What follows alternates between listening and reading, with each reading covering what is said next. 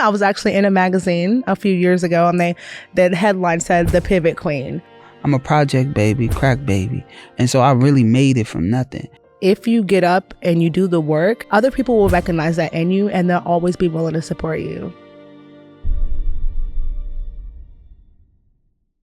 How you doing today? I want to welcome you to the Content Aesthetic Show, where we have different med spa owners, different aesthetic professionals come on and share their stories so they can help you keep thriving and making a difference in your community. And on today's episode, we have Stephanie J. How are you? I'm doing well, Dontel. Thank you for having me today. Thank you for coming. Before I get started, I want to know, how do you use your business to make a difference in your community? I use my business, my spa business, to make a difference by providing self-care, mental health, relaxation.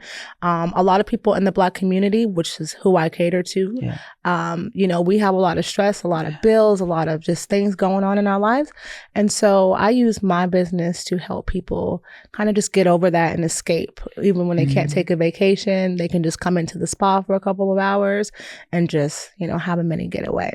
Why was that important for you to do? It was important because I found that there's a lot of spas, in every neighborhood, but we didn't have anything for us. We didn't have a space for our community to come into to relax. So it was very important for me to create that space. Have you always been in aesthetics, or how did you get in this world? It's kind of funny because I actually fell into aesthetics. I was a makeup artist and I wanted to open a makeup studio. And in the state of California, you have to have an aesthetics license. So I went to aesthetic school just to get a makeup studio, and I fell in love with skincare. So when you did that, did you were you scared to make that little pivot, that change? I wouldn't say that I was scared.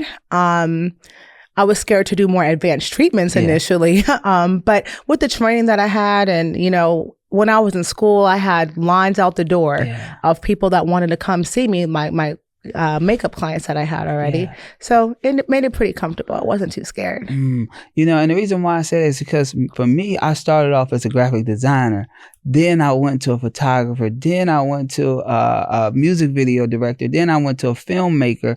It was like I had to pivot, and of course they all added to each other, but it was scared to transition because each time you transition, it's like you starting over.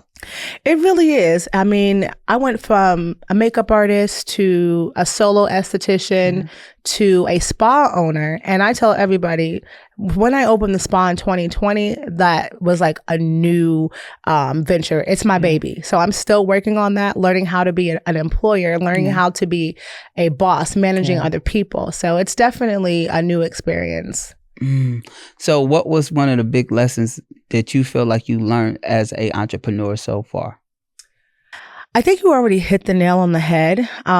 You have to be open to change. You can't fear pivoting. Whenever things get tough, when things get rough, you just have to be able to adapt and adjust and go with the flow.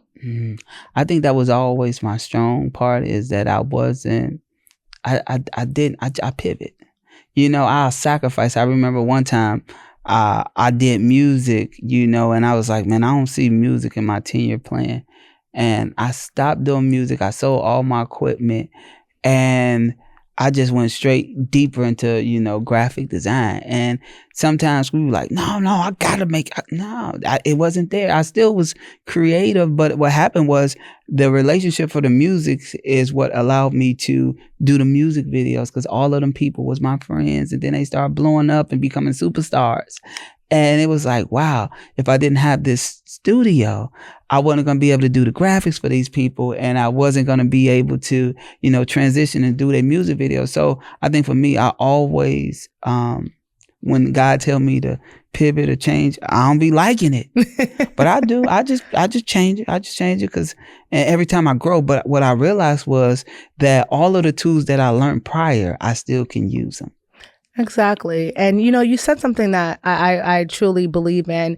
And, we said when you went to pivot, all of those people that you had before, Yeah. they wanted to see, they came and Yeah. they supported you. Mhm. And I'm a firm believer that if you get up and you do the work, and other people will recognize that in you and they'll always be willing to support you. At least that's what's been true for me as well, too. Yeah. And I'll tell people like, hey, I'm gonna do this. And they like, dang, man, you really do it. I always do everything I say I'm gonna do. I never lie to myself. I don't have any doubt in my mind about you not doing what you say. You definitely give that off. Like you show what you say. I've been like this my whole life. I'm a project baby, crack baby.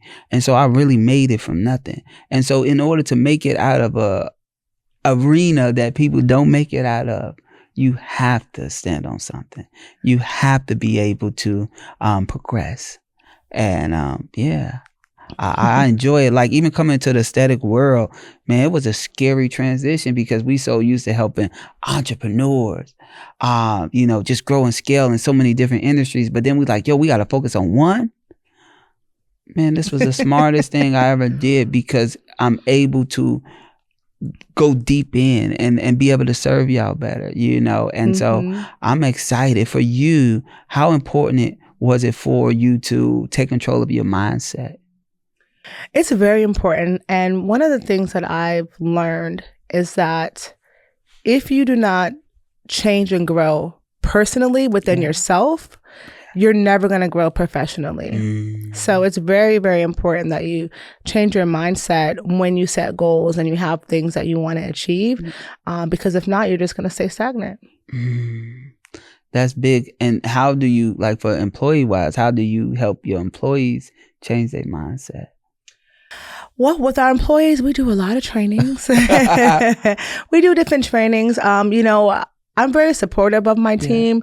If they want to do something, I'll help them with it. If there's something that they're not comfortable or confident in, or just something that they don't agree with, then I'm never here to force a hand because we're all adults. And just because I'm an entrepreneur or a boss or an employer doesn't mean that I don't care about what my team feels because they also have the right to come to work and be happy as well. So, it's basically like a collaborative effort. I'll ask them how they feel about something, or if they feel like they don't like something, they'll come to me, talk to me, and then we'll just go about it that way.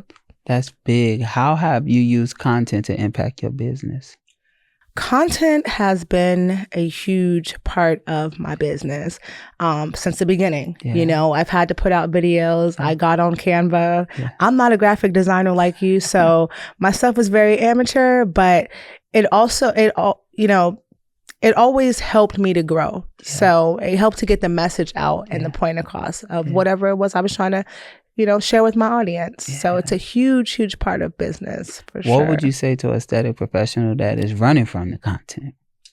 You can't run from the content, okay?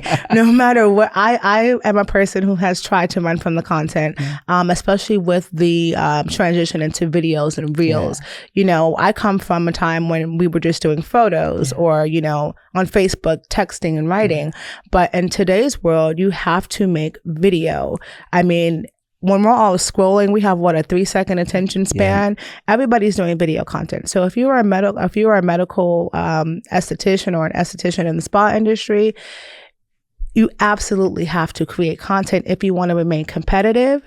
If you want to see your business grow and scale, you have to get in front of your audience and let them know exactly what it is you do and who you're serving. And they also want to kind of get to know you and what the experience is going to be like. So it's very, very important. I love that. Stephanie, if you could shine light on one of your superpowers, what would it be and why? Probably the pivot thing. When swing it back to that. I was actually in a magazine a few years ago, and the headline said "The Pivot Queen." That's one of my superpowers. I've gotten through COVID. I've gone through floods in my spa. I've gone through 60-day notices to move to another location. And every time I just had to roll with the punches, So I'll say even right now, the economy is kind of up and down. So I'm pivoting again, taking my knowledge and sharing it with others. I love that. And where you believe that courage to pivot come from? I think that, Being a 15-year-old high school dropout, going from honor roll to dropping out of school, to getting a GED, to going to college, being the first in my family to go to college, dropping out of that as well. I just think I've always been kind of fearless. You know, I don't have any problems taking risks. I'm always open for a challenge. And I think that's what just keeps me going. It gives me the courage. You know, I just know that whatever I do, whatever I put my mind to, I just know that I can succeed at that. I love that. That's big. If you can share some encouraging words to a aesthetic professional that might be on the verge of giving up, what would it be and why? Look into this camera. The advice that I would give to someone in the aesthetics field that is wanting to give up is to always remember your why. Always remember the mission, the reason that you started. If you were someone that struggled with acne or self-esteem or confidence, just remember that there's people out there that are just like you and they need help from people like you. So things are never going to be 100% smooth. Things are never, and it doesn't matter if you're in a job, it doesn't matter if you're an entrepreneur, but just always remember the reason that you started. And when things seem confusing, always go back to that. And if you need to take some time out and rewrite a new plan, then do that. But never give up on yourself, because the end result when you reach that goal is going to be very rewarding and you're going to be happy that you stayed the course. I love that. And Stephanie, why was it important for you to, hop on a flight, come from San Diego to be on the show with us today? It was important because I feel that you and your entire team provide so much value. And I knew that by coming here, I was going to get the tools that I need to take back home to not only help myself, but to help, my team out, to help encourage other estheticians. And I just knew that I was going to get that when I came here. And I actually got way more than I anticipated. So, I'm happy that I got on that flight and came all the way to Atlanta. Thank you so much, Stephanie. No problem. Thank you for, being a strong Black woman. Thank you for, encouraging and helping and uplifting other people. I respect your integrity, how you do things and how you move too. So I just want you to know that. Thank you. And so thank you for being on here. No problem. Thank you for having me. I want to thank you for tuning in to the Content Aesthetics Show. And I want you to use this episode it's okay to pivot. Know that. It's okay to grow. Know that it's okay. Sometimes you want to beat yourself up, or you want to look at stuff as a loss, or no, it's not. It's you're growing. And every time you grow, you're going to start at level 0 for that new stage. So keep going. Keep making a difference. I'm Dontel Antonio, and I want to thank you for tuning in to the Content Aesthetic Show.